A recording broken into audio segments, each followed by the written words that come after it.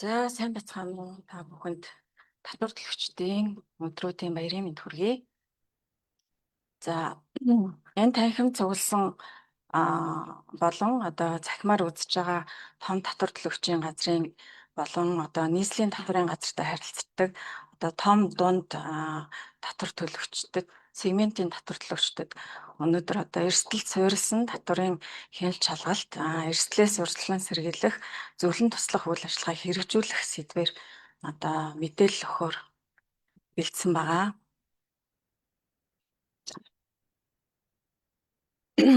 За татварын албаны үндсэн 3 чиг үүрэг байдаг. За энэ 3 чиг үүргийн татварын хууль тогтоомжийн хэрэгжилтэд хяналт тавих гэсэн үндсэн чиг үүргийн дагуу одоо татварын хяналт шалгалтын үйл ажиллагаа хийгддэг байгаа. За татварын ерөнхий хуулийн 35 дугаар зүйл татварын албаны эрсдлийн удирдлага татварын алба нь бол татварын хууль тогтоомжийг хэрэгжүүлэх явцад татварын харилцаанд учирч болзошгүй эрсдлийг тодорхойлох одоо удирдах хянах үйл ажиллагааг хэрэгжүүлнэ гэдэг. За энэ эрсдлийн удирдлагын үйл ажиллагааг мөн сангийн сайдын 2019 оны 305 дугаар тушаалаар татварын албаны эрсдлийн удирдлагын үйл ажиллагаа одоо хорооны ажиллах журмыг баталсан байдаг. За мөн татварын ерөнхий хуулийн 41-р зүйлд татварын хяналт шалгалт одоо гэдэг одоо бүлэг сэдэв байгаа. За татвар төлөвч татварын хууль тогтоомжид заасны дагуу төлбөр зохих татварын ногдлоо бүрэн гүйцэд тодорхойлж хугацаанд нь төлсөн эсхийг татварын алба хянан шалгана гэдэг. За энэ хуулийн заалтын дагуу хяналт шалгалтын үйл ажиллагаа маань хэрэгжээд явж байгаа. Мөн одоо татварын хяналт шалгалтын үйл ажиллагааны журмыг татварын ерөнхий хуулийн ерөнхий газрын даргын 2023 оны 34 тушаалаар за мөн одоо татварын хяналт шалгалт хийх ерөнхий удирдамжийг татварын ерөнхий газрын даргын 2025 оны 26 тушаалаар тус одоо шинжилэн баталсан. За эдгээр одоо хууль эрх зүйн актуудын одоо хүрээнд recording in progress явагддаг. За хяналт шалгалтын үйл ажиллагаа за эрсдэл тооцогдоод татварын хяналт шалгалтын одоо хяналт шалгалт хийх төлөвлөгөө өсөөд татвар төлөгчдийг хяналт шалгалтанд хамруулдаг. За эрсдэлд суурилсан татварын хяналт шалгалтыг хийж татварын зөрчлөөс урьдчилан сэргийлэх одоо үйл ажиллагааг татварын алба маань хэрэгжүүлдэг байгаа. За татвар төлөгчдийнхөө одоо тайлан залруулах одоо боломжийг олгож татварын ерөнхий хууль дээр одоо жишээлбэл 2025 оны тайланг 2026 онд бүтэн одоо залруулах боломжтой ийм боломжийг олгосон. Ийм учраас одоо татварын алба татварын хяналт шалгалтанд 2025 он буюу одоо тайлангаа бүтэн залруулах эрхтэй энэ оныг татварын одоо хяналт шалгалтанд иж бүрэн хяналт шалгалтанд хамруулахгүйгээр за өмнөх одоо 3 жил буюу 2022-оос 24 оныг одоо өнөөдөр хяналт шалгалтанд иж бүрэн хяналт шалгалтанд хамруулад явж байгаа гэсэн үг. За тайлан залруулах эрхтэй 2025 оны одоо хяналт шалгалт зайлшгүй хийх шаардлага гарах юм бол за өөрөөр хэлбэл одоо тайлангаа залруулаагүй тийм ээ татварын албанаас тайлан залруулах мэдээллийг бол удаа хөрвүүлээд тайлангаа залруулна уу гэд мэдээлэл хөрвүүлээд тайлангаа залруулаагүй тохиолдол. За мөн одоо хууль хяналтын байгууллагын мэдээллээр бусад төрийн албаны мэдээллээр одоо зайлшгүй шалгах юм шаардлага гарсан тохиолдолд хэлбэршүүлсэн хэсэгчилсэн хяналт шалгалтыг хийж байгаа. За энэ нь юу юм бэ гэхээр тухайн одоо татварын төрлөөр одоо нэмэгдсэн үртгийн албан татварын төрлөөр ч юм уу те эсвэл яг тухайлсан одоо мэдээллийн дагуу одоо хэсэгчилж шалгаад хяналт шалгалтын шийдвэр гарна гэсэн үг. За эрсдэлд суурилсан хяналт шалгалтыг бол татварын алба энгийн болон нарийн төвхтөө гэсэн одоо хоёр төрлөөр хийж байгаа. За энэ маань бол иж бүрэн бүх татварын төрлөөр хяналт шалгалт хийгднэ гэсэн үг. За энэ бүгд маань одоо татварын ерөнхий хуулийн 41-р зүйл хяналт шалгалтын үйл ажиллагааны журмаар зохицуулагдж байгаа. За татварын хяналт шалгалтыг бол заавал эрсдэл тооцож эрсдэл тооцсны үндсэн дээр хийдэг байгаа. За одоо эрсдлийг татварын албаны эрсдлийг бол эдийн засгийн салбарын нийт 99 одоо ангилал байна. Энэ 99 ангилалд одоо 2.5 сая иргэн болон одоо 277 мянган хуулийн этгээдийн одоо мэдээлэлээр үндэслэн эрсдэл тооцогдож байгаа. За манай эрсдлийн одоо удирдлагын систем, эрсдлийн үнэлгээ тооцох одоо арга аргачлал маань жил ирэх тусам сайжирч одоо төслийн одоо багууттай сайжруулах хэрэгжүүлж байгаа. За өөрөөр хэлбэл татвар төлөгчийн харилцан хамаарлыг нарийвчилсан төвшөнд одоо тодорхойлох боломжтой болсон. Мөн одоо татвар төлөгчийн эрсдлийн үнэлгээг шалгуур үзүүлэлтийг одоо автоматжуулсан байгаа. За тэгээд одоо түрүүний хэлсэнчлэн эрсдлийн удирдлагын журмын хүрээнд журмаар батлагдсан одоо шалгуур үзүүлэлтийн дагуу эрсдлийн үнэлгээнд тооцож хяналт шалгалтын үйл ажиллагааг хэрэгжүүлдэг байгаа. За татварын албаны баазад байгаа одоо татвар төлөгчдийн одоо татварын тайлангууд байгаа тийм ээ. Бүх төрлийн татварын тайлангууд за мөн одоо хөндлөнгийн мэдээлэл байгаа. Санхүүгийн тайлан, одоо төлбөрийн баримт, гайлын мэдээ, төрийн сангийн зарлагын мэдээ, нийгмийн даатгалын байгууллагаас авсан мэдээллүүд за мөн одоо бусад хууль хяналтын байгууллага цагдаа прокуророос ирсэн одоо мэдээллийн дагуу за мөн одоо манай цахим төлбөрийн баримтын систем байгаа. За эдгээр одоо татварын удирдлагын нэгдсэн системд байгаа мэдээллийг одоо анализ хийж эрсдлийг тооцож эрсдэлтэй татвар төлөгчдийг тодорхойлсноор татварын хяналт шалгалт хийгддэг. За эрсдлийн одоо 4 түвшин байна. За 0-25 байвал хүлээн зөвшөөрөх үйц эрсдэлтэйгээд за аль болох энэ татвар төлөгчдийг бол хяналт шалгалтанд хамруулахгүйгээр зөвлөгөө мэдээллээр хангах ийм үйлчилгээ үзүүлнэ. За 25-аас 50 одоо оноотой байх юм бол бага эрсдэлтэй гэж үзээд за энэ одоо иргэд аж ахуйн нэгжүүд бол татварын хяналт шалгалтанд бас сонгогдох магадлалтай.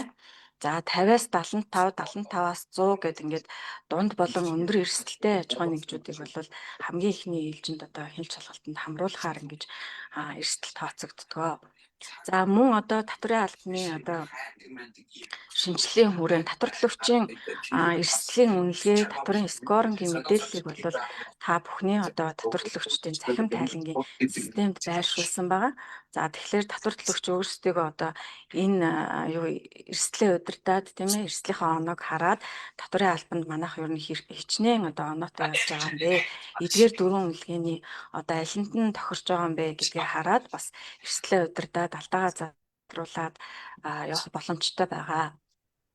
За эрсдлийн үнэлгээ бага буюу хүлээн зөвшөөрөх үс эрсдэлтэй мөртлөө одоо татварын хяналт шалгалтанд хамрагдаад байдаг бас асуудал байдаг. Татвар төлөгч нар маань бас энийг одоо асуудаг. Тэгэхээр энэ нь юу юм бэ гэхээр одоо татвараас зайлсхийсэн нуун дарагдуулсан гэх одоо мэдээллийн хүрээнд өөрөөр хэлбэл сүүлийн үед бол одоо нэмэгдсэн өртгийн албан татварын одоо хий бичлэлтэй падааныг борлуулсан буюу худалдан авсан тий сүүлийн үед одоо өөрсдөө үйл ажиллагаа явуулж байгаа мөртлөө харилцан хамааралтай этгээдүүд хоорондоо ингээд бичлэлт хийгээд ийм байдлаар одоо татвар төлөхөөс төлбөл зохих татвараа бууруулдаг ийм одоо гэмт хэргийн шинжтэй ч юм уу тийм ийм одоо хэрэгүүд гарч байгаа учраас одоо цагдаа прокурорын байгууллагын хууль хяналтын байгууллагын мэдээллээр хэсэгчилсэн хэлбэршүүлсэн хяналт шалгалтад хамрагдах ийм тохиолдлууд гардаг. За татварын хяналт шалгалтад хамрагдсан тоо мэдээллийн хувьд бол за татварын алба 2020 оноос хойш одоо шинжилгээ найруулсан одоо татварын багц хуулийг хэрэгжүүлж эхэлсэн. За тэрнээс өмнө бол 2020 оноос өмнө жишээлбэл одоо 19 оны мэдээллийн дээр байна. За 5,000-аас 6,000 татвар төлөгчдийг хяналт шалгалтад хамруулдаг тий их хэмжээгээр хамруулад эргээд татвар одоо ногдуулсан төлбөрийн дун одоо бага байх жишээний тий чанар жоохон муутай байсан бол одоо шинжилэн найруулсан хуулийн хүрээнд 2020 оноос хойш эрсдэл тооцож татвар хяналт шалгалтанд хамруулдаг болсноор татвар төлөгчид одоо хяналт шалгалтад хамрагдах татвар төлөгчийн тоо 2 дахин буураад за эргээд чанарын үзүүлэлт бол 2-оос 3 дахин одоо өссөн ийм үзүүлэлттэй байгаа. За, улсын хэмжээний мэдээллийг харахад бол 2025 онд нийт одоо 277,855 одоо татвар төлөгч байснаас 2646 татвар төлөгчийг хяналт шалгалтанд хамруулжээ. За, ингээд 3 жилийн тооноос харахад бол нийт татвар төлөгчдийн 1% нь л одоо татварын хяналт шалгалтанд хамрагдаж байгаа юм байна гэдэг тоо судалгаа гарсан байна. За, одоо та бүхний хүрээнд том яг дунд тийм ээ сегментийн татвар төлөгчдийн хувьд бол 25 онд одоо 4311 нийт одоо том дунд сегментийн татвар төлөгч бүртгэлтэй байна татварын албанд. За, үүнээс одоо 379 татвар төлөгч буюу 8.8% нь одоо хяналт шалгалтанд хамрагдсан байна. 10 хүрэхгүй хувь нь хамрагдсан байна. За, татварын хяналт шалгалтаар илэрсэн зөрчлийн тухайд та бүхэндээ танилцуулъя. За, салбарын ангиллаар гаргахад бол тоо мэдээ ингэж гарч байна. Хамгийн өндөр эрсдэлтэй, хамгийн өндөр одоо зөрчил илэрсэн салбар бол барилгын салбар байна. 109 татвар төлөгчд хамарсан 1.8 их найд одоо төгрөгийн зөрчил илрүүлсэн байна.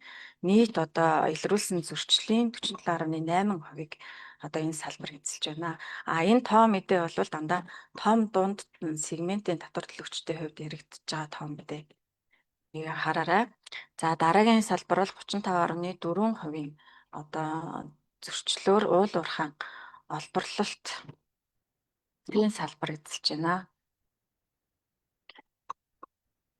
За, хяналт шалгалтаар илэрсэн зөрчлийн дүнгээр нь татварын төрлөөр нь авч үзэх юм бол одоо 43.9%-аар аж ахуйн нэгжийн орлогын албан татварын зөрчил хамгийн их хувийг эзэлж байна. За, дараа нь бол нэмэгдсэн өртгийн албан татварын одоо зөрчил төрлөөр зөрчил илэрсэн байна.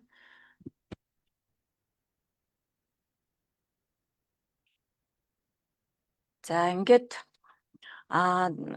нийт одоо зөрчилд эзлэх хуваараа бол аж ахуйн нэгжийн орлогын албан татвар болон нэмэгдсэн өртгийн албан татварын одоо зөрчлүүд дийлэн хувийг эзэлж байгаа учраас за энэ талаар яг наривчлан одоо зөрчлүүдийн талаар та бүхэндээ бас танилцуулъя гэж бодож байна. За, 2025 онд том дунд сегментийн нийт 331 татвар төлөгчийн 81 төрлийн зөрчлөөс за энэ бол зөвхөн аж ахуйн нэгжийн орлогын албан татварын хувьд ярьж байгаа. За, 81 төрлийн зөрчил илэрсэн байна. За, энэс бол бараа ажил үйлчилгээний борлуулалтын орлогыг дутуу тайлгнасан гэдэг зөрчил бол 247.7 тэрбум төгрөгийн зөрчил гаргасан 89 татвар төлөгчид хариуцлага ногдуулсан байна. За, ихэвчлэн одоо бараа ажил үйлчилгээ за том дунд сегмент дээр бол борлуулалтын орлогоо илтээр ингээд нуун дарагдуулдаг тийм ийм зөрчил бол ерөөхдөө харьцангуй гайгүй дандаа төлөвлөсөн татвар төлөгчд байгаа гэж ойлгож байгаа. За, тэгэхээр одоо ихэвчлэн гаргаж байгаа алдаанууд юу юм бэ гэхээр одоо шинжилгээ найруулсан хуулийн хүрээнд 12 дугаар зүйл дээр албан татвар ноогдох орлогыг хэрхэн хүлээн зөвшөөрөх вэ гэдэг хуулийн заалт байгаа тийм ээ. За, үүний нэгд бол барааг илгээсэн эсвэл ачуулснаар орлогоо хүлээн зөвшөөрнө. Энэ бол татварын одоо бүртгэлийн хувьд яригдчихэж байгаа асуудал тийм ээ. За, ажлыг гүйцэтгэлийн хуваар нь за, хуучин болвол ажлаа дуусныхаа дараа одоо орлогоо хүлээн зөвшөөрдөг гэсэн бол аж ахуйн нэгжийн орлогын албан татварын тайлан илгээхдээ манайхан ажлыг гүйцэтгэлийн хуваар нь дуусаагүй байсан ч гэсэн энэ ондоо 25 ондоо одоо хичнээн хувийн гүйцэтгэлтэй байгаа нь бэ гэдгээрээ орлогоо хүлээн зөвшөөрөөд явах нэ. За, үйлчилгээний орлогыг бол хүлээж авсан эсвэл гэрээ хилцэл заасан нөхцөлийг хангаснаар тэгэхээр гэрээгээ бол маш нарийн одоо нөхцөл шаардлагатай хийх нь байна тийм ээ. За, бусад орлогыг бол боддоор хэрэгцсэн орлого орсон тухай бүр жаа. За, албан татвар төлөгч бараа ажил үйлчилгээ солилцсон тохиолдолд бараа ажил үйлчилгээг хүлээн авсан өдрөөр албан татвар орлогыг хүлээн зөвшөөрнө. За, манайхан бартер хийдэг тийм ээ. Бартер хийгдсэн бол тэр бараа ажил үйлчилгээг одоо орлогод хүлээн зөвшөөрсөн тэр өдрөөрөө татвар ноогдох орлогоо хүлээн зөвшөөрөх нэ. За мөн одоо орлого талдаа гарч байгаа зөрчил бол одоо төрийн байгууллагаас олгосон эрх борлуулсан шилжүүлсний орлогод татвар ногдуулаагүй зөрчил. За нийт одоо 24 татвар төлөгчид энэ зөрчлөөр одоо хариуцлага ногдуулсан байна. За энэ маань бол одоо нөгөө газар эзэмшихтэй ашиглах эрх мөн одоо ашигт малтмлын хайгуул ашиглалтын эрхийг одоо хувьцаа худалдан борлуулах замаар шилжүүлсэн тийм ээ шилжүүлчихэд хувьцаа худалдаа авах гэрээ хийгээд хувьцаагаа борлуулсан гэд хувьцаа борлуулсан үнээрээ одоо орлогод хүлээн зөвшөөрөө тайлгнаждаг. Гэтэл энэ маань цаана өөрөө бүхэл бүтэн том одоо ашигт малтмлын тий хайгуулын ашиглалтын одоо газрын ийм үн бүхий одоо эрх явж идэг учраас хувьцаа борлуулах шилжүүлэх замаар одоо эрхтэй юугаа шилжүүлсэн болвол үнийг эрх борлуулсан тооцоод тухайн одоо эрхийнхаа үнэлгээгээр тооцож одоо борлуулалтын орлогоор хүлээн зөвшөөрөх ёстой байдаг. За дараагийн бас нэлээд их давтагддаг зөрчлүүдийн нэг бол хасагдах зардлын шаардлага хангаагүй гэсэн зөрчил байгаа. За нийт одоо том дунд сегментийн татвар төлөгчид 673.5 тэрбум төгрөгийн зөрчил гаргасан 203 татвар төлөгчид хариуцлага ногдуулсан байна. 2025 талаар. За аж ахуйн нэгжийн орлого албан татврын тухай хуулийн 13 дугаар зүйлд албан татвар ногдох орлогоос хасагдах зардал тавигдах шаардлага гэдэг бүр ингээд тусдаа шаардлагуудыг заасан байгаа. За 13-ийн 1-д болохоор 5 одоо нөхцөл байдлыг дурдсан байдаг. За эдгээр 5 одоо шалгуур одоо зэрэг хангаж байгаа тохиолдолд зардлыг хүлээн зөвшөөрнө. Зэрэг хангаж байгаа тохиолдолд. Тэгэхээр манайхан бол одоо баримтгүй зардлыг бас их одоо зардалтай тусгадаг тийм ээ. Ялангуяа одоо аж ахуйн нэгжийн орлого албан татвараас хасагдах зардалд баримтгүй зардлаа тусгачаад дараа нь яг хяналт шалгалтаар ороод ингээд илрээд гараад ирдэг ийм тохиолдол байдаг. Тэгэхээр манайхаа аль болох баримт өгдөг ийм татвар төлөгчөөс худалдаа авалт хийх байна. За мөн одоо аж ахуйн нэгжийн орлого албан татврын 13, 14, 15 дугаар зөвлөлүүдэд бас хасагдах зардлын хязгаар одоо нөхцөлийг дурдсан байдаг. За тухайлбал хязгаартай зардлууд бол одоо албан татвар төлбөр хураамжийг одоо хасагдах зардалд оруулдаг тий.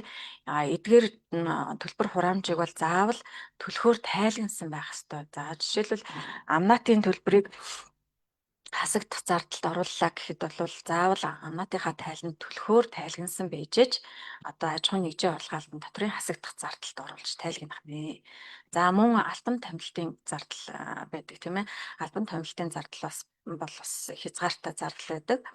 За ёслол хүндэтгэлийн арга хэмжээний зардал, сайн дурын одоо даатгалын хураамж, урсгал зардал, засварын зардал одоо суудгах үүргээ одоо биелүүлсэн байх бас суудгагчийн үүргээ биелүүлжээд суудгах ёстой одоо суудгасан цалин хөлсөнтрээд бол зардлаа тайлгнах нэ.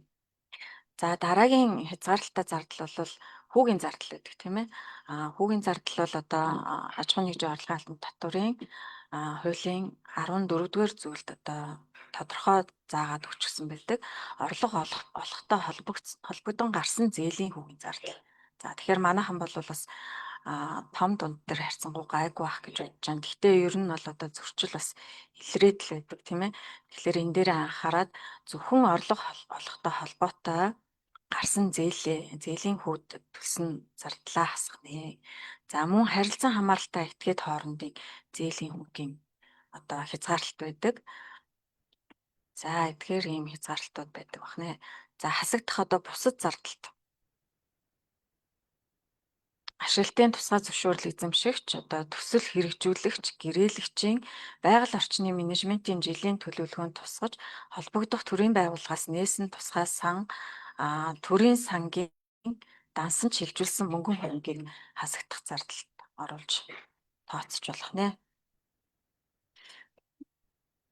За энэ саяны слайдн дээр байсан тий. За жишээлбэл ёслол хүндэтгэлийн зардал бол одоо яг нийт одоо ажилчдад болгосон тийм ээ цалингийн зардлын 5%-аас хэтрэхгүй байх заалттай байгаа. Өмнөх хуулийн дээр бол одоо огт хасдаггүй байсан бол одоо шинжилэн найруулсан хуулийн дээр хасдаг болсон. Гэхдээ 5%-аас хэтрэхгүй байна. За мөн одоо суудгаагчийн үүргээ биелүүлсэн цалингийн одоо цалин хөлс олгосон тийм ээ одоо шууд бусан орлого олгосон хувь хүнээр ажил хийчээд тэр хүндээ орлого олгосон түүнийгээ зардалтаа тусгах гэж байгаа бол заавал хувь хүний орлогын албан татвар суутгасан байж аж хасагдах зардалт тусгагдана гэсэн үг. За мөн одоо суудгаагч нь бараа гүйцэтгэсэн ажил одоо үзүүлсэн үйлчлэгээний орлогыг шилжүүлэхдээ албан татвар суутхан авч төсөв төлөөгүй гэд. За жишээлбэл эрхийн шимтгэлийн орлого, үл хөдлөх эд хөрөнгө борлуулсан шилжүүлсний орлого, ноогдол ашигын орлого, хүүгийн орлого, төлбөрт таавар, бооцоод тоглоом, эд хөрөнгө, хонжирт суглаанаас олсон орлого гэд ингээд одоо эргэн хуулийн этгээдэд орлого шилжүүлсэн бол одоо суутхан авч төсөв төлөх үүрэг нь одоо олгосон этгээдтэй орлого олгосон этгээдтэй байж байгаа тийм ээ. За эдгээр орлогуудыг бол ажлын 10 өдрийн дотор төсөвт шилжүүлсэн байх ёстой гэдэг хуулийн заалт байна. За нэмэгдсэн үртгийн албан татврын хуулийн тухайд бол 2025 онд нийт одоо том дунд сегментийн одоо 81 төрлийн одоо зөрчлөөс мөн л одоо нөгөө борлуулсан Монгол улсын нутаг дэвсгэрт тийм ээ борлуулсан бүх төрлийн бараа ажил үйлчилгээний орлогыг дутуу тайлгнасан гэсэн зөрчилд 315.7 тэрбумын төгрөгийн зөрчил гаргасан 108 татвар төлөгчид хариуцлага ногдуулсан байна. За нэмэгдсэн үртгийн албан татврын орлого хүлээн зөвшөөрөхөөр анхаарах одоо хуулийн заалтууд бол 10 дугаар зүйл дээр байдаг 12-т тийм ээ. За бас л нөгөө орлого хүлээн зөвшөөрөлттэй холбоотой борлуулагч бараа ажил үйлчилгээний борлуулалтын орлогыг хүлээн авсан өдрөөр хүлээн зөвшөөрнө. За бараа ажил үйлчилгээг борлуулж төлбөрийн баримт нэхэмжлэл үйлдсэн өдөр, бараа ажил үйлчилгээг худалдан авсан өдөр гэдэг ингээд эдгээрийн аль түрүүнд одоо хийгдсэн гүйлгээ хийгдсэн өдрөөр орлогоо хүлээн зөвшөөрөх нь байна. За мөн одоо анхаарах заалт бол ялангуяа барилгын одоо компаниуд дээр 4.1-7-д орон сууцны зориулалтаар ашиглаж байгаа байр гэд. За энэ орон сууцны зориулалтаар ашиглаж байгаа байр гэдгийг бол яг хүн амьдран суух тийм ээ сууршин суух зориулттай баригдан одоо уг зорилгоороо аж ахуйн үйл ажиллагааны бус хэлбэрээр ашиглагдаж байгаа тохиолдолд одоо энэ орон сууцны зориулалтаа барьсан байр одоо нэмэгдсэн үртгийн албан татвараас чөлөөлөгддөг тийм ээ. За мөн одоо 13.1-7-д орон сууцны зориулалтаар ашиглаж байгаа байр буюу таатгүй энэ бол одоо орлогын заалт байна. За 13.4-т худалдах зориулалтаар тийм ээ шинээр барьсан орон сууцны зориулалттай байр түүний хэсгийг энэ хуулийн 13.1-7 дахь заалтад хамааруулахгүй гэж байна. За иймэрхүү заалтууд дээр одоо татвар төлөгчд маань бас анхаарах хэрэгтэй. За мөн нэмэгдсэн үртгийн албан татврын тухай хууль дээр оршин суугч бус одоо этгээд ялангуяа том дунд сегментийн татвар төлөгчдээр энэ маш их гардаг тийм ээ. За оршин суугч Монгол улсын одоо хуулийн этгээд улс биш тийм ээ. Гадаад улсын одоо хуулийн этгээд иргэнд одоо орлого олгосон байх юм бол нэмэгдсэн үртгийн албан татвараас суутгаж одоо төсөв төлөх ёстой. За мөн чөлөөлөгдөх борлуулалтын орлогыг тэг хувиар тайлагнах, огт тайлагнахгүй байх ийм зөрчлүүд бас илэрдэг. Одоо хичнээн одоо борлуулалтын орлого нь нэмэгдсэн үртгийн албан татвараас чөлөөлөгдөж байгаа боловч одоо чөлөөлөгдөх орлогоо бүрэн хэмжээгээр нь нэмэгдсэн үртгийн албан татврынхаа тайланд тусгана. Мөн чөлөөлөгдөх борлуулалттай холбоотой худалдаа авалтыг одоо хасалт хийхгүй байх ийм хуулийн заалттай байдаг. Тэгэхээр манайхны ихэнх одоо голчлон гаргадаг алдаа бол чөлөөлөгдөх борлуулалтаа тайлагнчаад эргээд нөгөө хасагдах худалдаа авалтаа чөлөөлөгдөх орлогодоо ноогдох худалдаа авалтаа хасаад явцдаг, хасалт хийгээд буцаан олголт гаргаад явцдаг тийм ээ. За мөн одоо Нэмэгдсэн үртгийн албан татврын тухай хуулийн 12 дугаар зүйлд одоо тэг хувь хэрэглэхтэй. Тэг хувийг бол одоо экспортод гаргасан бараа ажил үйлчилгээнд тэг хувь хэрэглэнэ гэж заасан байгаа. За энэ дээр гол анхаарах юм юу юм бэ гэхээр за 12-ийн 1, 2, 3 гэдэг ингээд экспортод гаргасан тохиолдолд тийм ээ тэг хувь хэрэглэнэ нэмэгдсэн үртгийн албан татвар ногдохгүй гэсэн ийм заалтууд байдаг. За энийг хязгаарласан одоо заалт бас байдаг. Одоо тухайлбал 12-ийн 2-т Монгол улсын нутаг дэвсгэрт байгаа үл хөдлөх хөрөнгөтэй шууд холбоотойгоор үзүүлсэн үйлчилгээнд энэ хуулийн 12-ийн 1-ийн 4 дахь заалт хамаарахгүй гэдэг. За энд болохоор Монгол улсад оршин суугч бус этгээдийн үзүүлсэн үйлчилгээ гэж байгаа юм тийм ээ. Тэгэхээр одоо гадаад улсын одоо хуулийн этгээд Монгол улсад хөдлөх болон үл хөдлөх хөрөнгийн үйлчилгээ явуулж иж болно. Монгол улсын нутаг дэвсгэр дээр явуулж байгаа тийм ээ. Тэгээд энийгээ болохоор одоо тэг таг гэж үзээд одоо тайлгнаж болохгүй байна. Одоо татвар нэмэгдсэн үртгийн албан татвар ногдуулах нэ гэсэн үг. За мөн анхаарах ёстой гол бас заалтуудын нэг болохоор 12-ийн 3-т за 12-ийн 1 дэх хэсэг гэхээр одоо 1-ээс 1-7 хүртэл энэ бүх одоо бараа ажил үйлчилгээнүүд бүгдээр орж байгаа. За эднэр маань Монгол улсад оршин суугч бус этгээдтэй байгуулсан гэрээний үндсэн дээр одоо экспортын үйл ажиллагаа эрхэлж байгаа албан татвар суутхан төлөгчид хамаарна гэж байгаа юм. За тэгэхээр манайхан яадгүй гэхээр тухайлбал одоо тээврийн үйлчилгээ үзүүлдэг компани юм тийм ээ. Монгол улсынхаа одоо жишээлбэл нүүрс олборлож байгаа татвар төлөгчид үйлчилгээ үзэл тээврийн үйлчилгээ үзүүлэх гэрээтэй хоёр Монгол улсын хуулийн этгээд хооронд хийгдсэн гэрээ тийм үү. Тэгээд ийм гэрээтэй үйлчилгээ үзүүлээд явж байтал тээврээ бол яг хэлийн гадна буулгацсан байж болно тийм ээ. Гэхдээ энэ маань одоо 12-ийн 3-аараа хязгаарлагдаад оршин суугч бус этгээдтэй гэрээ хийгээгүй учраас экспортын үйлчилгээ гэж үзэхгүй Монгол улсын нутаг дэвсгэрт хийгдсэн үйлчилгээ гэж үзээд нэмэгдсэн үртгийн албан татвар ногдуулах нэ гэсэн үг. За мөн олон улсын одоо зорчигт тээвэр болон ачаа тээврийн үйлчилгээг эрхлэхтэй холбоотой Монгол улсын хилийн дотор салгаж тээвэрлсэн болвол 12-ийн 1-ийн 2 дахь заалт одоо хамаарахгүй гэдэг бас хязгаарлалт байдаг.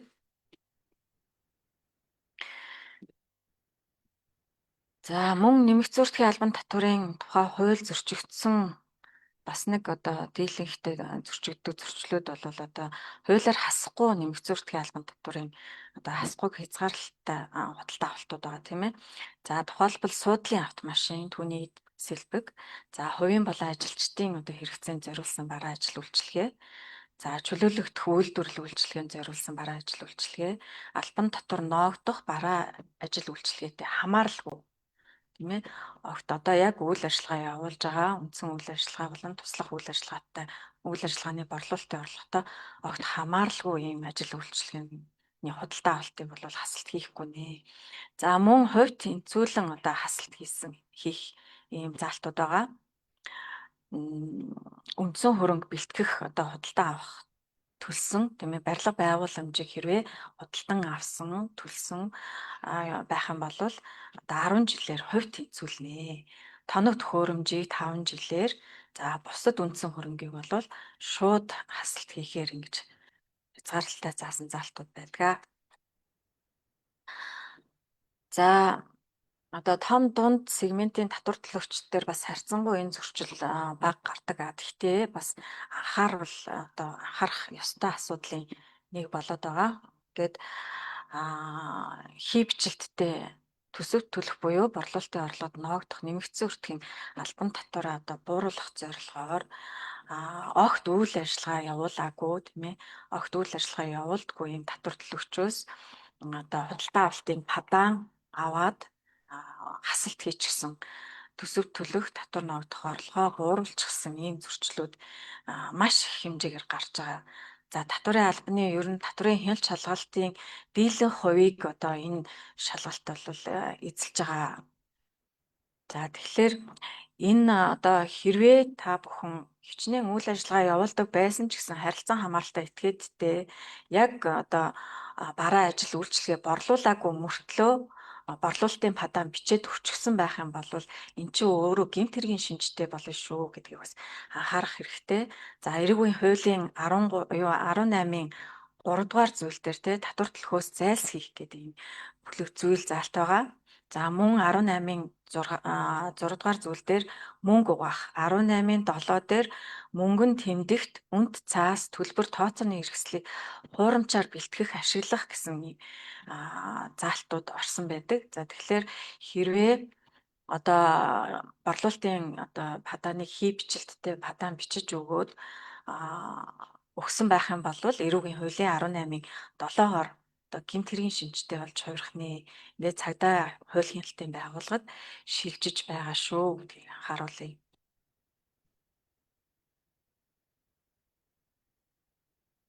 За хувь хүний орлогын албан татврын хувьд бол мөн л одоо оршин суугч бус этгээдэд тийм ээ Монгол улсаас их үс сүртэй олсон орлогоос нь орлого шилжүүлж байгаа. Тэр шилжүүлсэн орлогоос албан татвар суутхан төлөөгүй зөрчлүүд одоо бас ихэнхдээ гардаг. Ялангуяа том дунд дээр бол одоо гадаад улсын татвар төлөгчтэй их харилцдаг юм татвар төлөгчд байдаг. За та бүхэндээ одоо татврын маргаан таслах зөвлөл тийм ээ маргаантай актны одоо талаар бага зэрэг мэдээлэл өгье. За татврын маргаан таслах зөвлөл татврын хяналт шалгалтаар орсон татвар төлөгчд одоо хэрвээ нөхөн ногдуулалтын актаар ногдуулсан төлбөрийг хүлээн зөвшөөрөхгүй тохиолдолд хамгийн ихний шат бол татврын маргаан таслах зөвлөлд гомдол гаргадаг. Акт гардаж авснаасаа 30 хоногийн дотор тийм ээ. За энэ нь бол татврын ерөнхий хуулийн 46 дугаар зүйл, 47 дугаар зүйлээр одоо зохицуулагдсан байдаг. Татврын албаны дэрэгдэх одоо маргаан таслах одоо зөвлөл ажилдаг. Татврын ерөнхий газрын дэрэгдэх маргаан таслах зөвлөл бол том татвар төлөгчийн газрын татвар төлөгчдийн одоо маргааныг шийдвэрлэдэг юм байгаа. За нийслэлийн татврын газрын дэрэгдэх бас маргаан таслах зөвлөл байгаа. Энэ маань бол дунд сегментийн буюу нийслэлийн татврын газартай харьцдаг одоо болон дүүргийн тийм ээ нийслэлийн 9 дүүргийн одоо татвар төлөгчдийн маргааныг одоо шийдвэрлэдэг.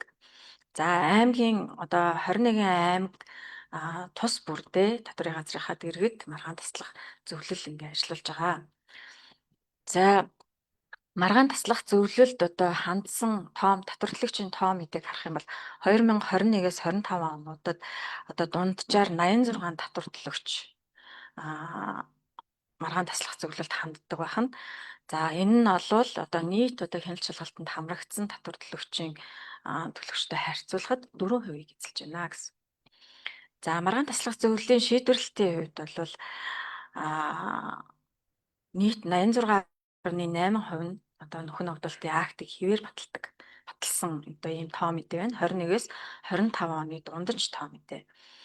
За төлбөрийн дүнг бууруулж шийдвэрлсэн хувь бол 13.2% байх нэ. За татврын маргаан бүхий асуудал яг одоо татвар төлөгчид ямар асуудлаар илүү одоо маргаанд ханддаг юм бэ? Маргаан үүсгээд явдаг юм бэ гэхээр татврын ерөнхий хуулийн одоо хууль зөрчсөн маргааны хувьд бол татврын хүн хэлцэх хугацаа тоолох дээр одоо маргаан үүсгдэг байна. За мөн одоо татврын ерөнхий хуулийн 6-гийн 1-ийн 6, 37-гийн 1, 39-ийн 1, 39-ийн 2 дахь заалтад заагдсан харилцан хамааралтай этгээдүүд хооронд хийгдсэн борлуулалтын орлогыг бодит бус үнээр тооцсноос одоо татвар ногдох орлогыг бууруулсан зөрчил бас татвар төлөгч нар бас их маргадаг байна. За аж ахуйн нэгжийн орлогын албан татврын тухай хуулийн хувьд бол 7-8 борлуулалтын орлого тайлагнаагүй дутуу тайлагнсан зөрчил байна. За мөн Монгол улсад байралтгүй албан татвар төлөгчд шилжүүлсэн орлогоос одоо албан татвар суутхан ногдуулж тайлагнаагүй тийм ээ. За тэгэхээр Монгол улсад байралтгүй албан татвар төлөгчдөд шилжүүлсэн орлогоос аж ахуйн нэгжийн орлогын албан татврын хуулийн дагуу бол 20 хүртэл хувиар тийм ээ. За давхар татврын гэрээний дагуу энэ хувь бол буурдаг байгаа. За мөн нэмэгдсэн өртгийн албан татвар суутхан ногдуулах ёстой үүрэгтэй байдаг. За эдгээр зөрчлүүд маань түрүүний ярьсан зөрчлүүдтэй бас давхардж байгаа учраас гээд үеэ. За та бүхэндээ татврын хөөгөлцөх хугацааны талаар бас товч танилцуулъя гэж бодож байна. За татврын одоо тайлан гаргах эцсийн хугацаанаас эсвэл татвар төлөх үүрэг үүссэн өдрөөс эхлэн одоо татврын хөөгөлцөх хугацаа бол 4 жил байдаг. 4 жилийг тоолно тийм ээ. За татврын үр төлөх, татвар нөхөн ногдуулах, алданг торгуул хүлээлгэх хөөгөлцөх хугацаа мөн одоо татврын хөөгөлцөх хугацаагаараа 4 жил байгаа. За хөөгөлцөх хугацаа тасалдах заалт байдаг тийм ээ. За тасалдах дээр манайхан бас манай татвар төлөгч нар бас маргаан үүсгдэг. За шүүхэд маргаан үүссэн тохиолдолд тэг гомдол гаргасан өдрөөс шүүхэд одоо нэхэмжлэл гаргасан өдрөөс гэсэн өдрөөс шүүхийн эцсийн шийдвэр одоо гаргасан хүртэлх хугацаанд тасалднаа. Хөөгөлцөх хугацаанд тасалднаа гэсэн. За хууль хяналтын байгууллага дээр хэрвээ шалгагдаж байгаа тохиолдолд.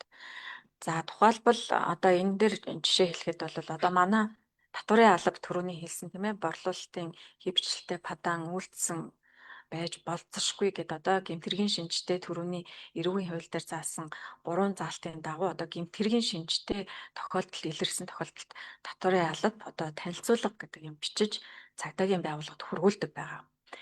За эргээд цагдаагийн байгууллага шалгаад прокурорын одоо эсвэл шүүхийн тогтоол гараад тий ингээд энэ хууль хяналтын байгууллага дээр шалгагдчих хугацаа бол одоо тасалддаг. Эргээд одоо цагдаа прокурорын шийдвэрээр хэрвээ тэрэнд одоо гэмт хэргийн шинжгүүн байна. Энэ бол захиргааны одоо юу зөрчил байна гэж үзээд шийдвэр гаргасан байх юм бол энэ хооронд хугацаа тасалдаад татварын алба эргээд нөгөө хэрэгээ аваад одоо нөхөн ногдуулалтын акта үлдээд явдаг байгаа. За мөн одоо энэ үншилжилтийн тохируулга хийх зорилгоор гадаад улсын татварын албанаас мэдээлэл гаргуулахаар хүсэлт хүргүүлсэн болвол хүсэлт хүргүүлсэн өдрөөс одоо хүсэлтийг татварын алба хүлээж авсан өдөр хүртэл одоо хөөгөлцөх хугацаа тасалдаж тоологддог байгаа.